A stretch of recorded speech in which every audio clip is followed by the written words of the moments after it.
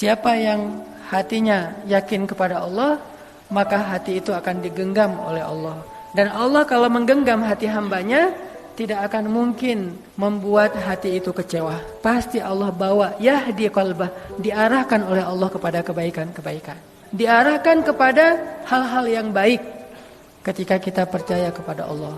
Sehingga ketika Allah ngasih satu ketentuan dalam hidup kita, udah kan Allah yang menentukan ini, ya udah percaya aja. Apapun yang ditentukan Allah, kita ikut. Dan apapun kehendak Allah, kita terima. Karena selalu ada kebaikan di dalam setiap pemberian Allah. Walaupun pemberian itu hal-hal yang tidak kita sukai. Yuk kita belajar terima kehendak Allah Subhanahu wa taala dalam hidup kita.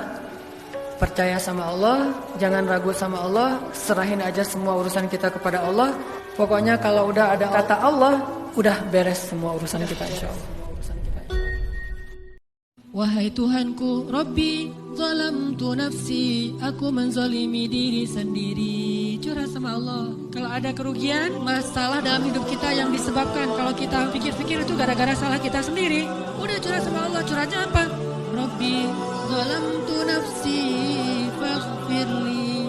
Ya Allah, saya telah menzalimi diri sendiri, maka ampunilah dosa saya.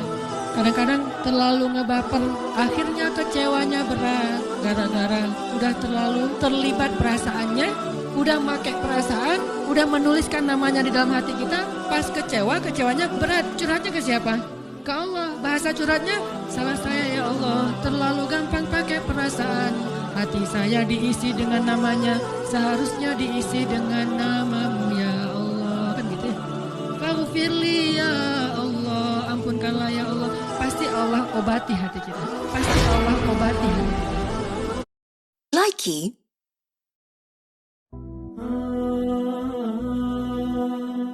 Tips supaya kita bisa mendapatkan cinta dalam beramal solih, yang pertama adalah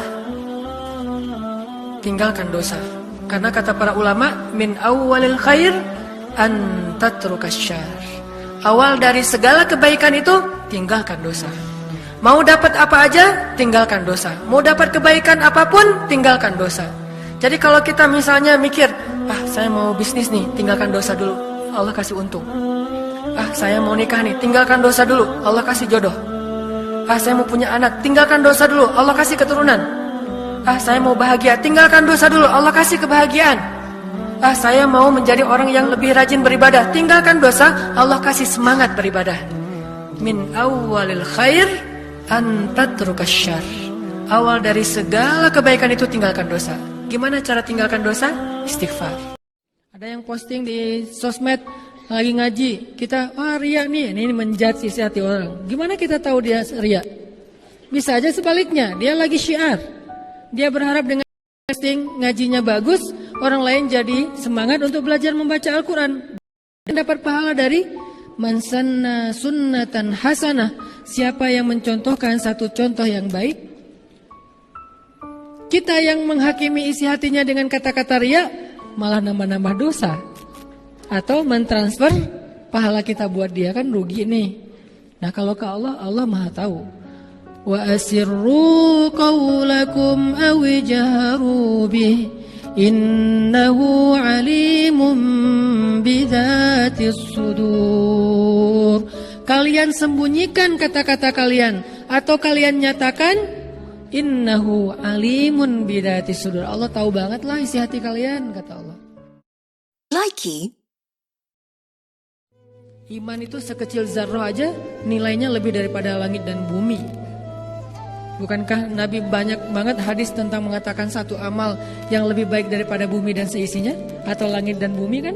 Itu sekecil zarrah amalnya, tapi lebih berat daripada langit dan bumi. Kalimat subhanallahi wa bihamdi, subhanallahil azim aja, itu kalau ditimbang di dua timbangan, yang satu ditaruh bumi dan langit, satu lagi kalimat subhanallahi wa bihamdi, subhanallahil azim, itu lebih berat subhanallah daripada bumi dan langit. Iman sesepele itu coba. Belum kalimat yang panjang, yang satu surat Al-Quran yang kayak gimana panjang lebar. Cuman kata-kata yang singkat. Kenapa? Kalau diucapkan dengan hati yang mantap. Jadi kalau kita pengen lihat keajaiban dalam hidup kita, ini nih yang ditajdid. Kita butuh majelis ilmu itu untuk ini nih, untuk ngecek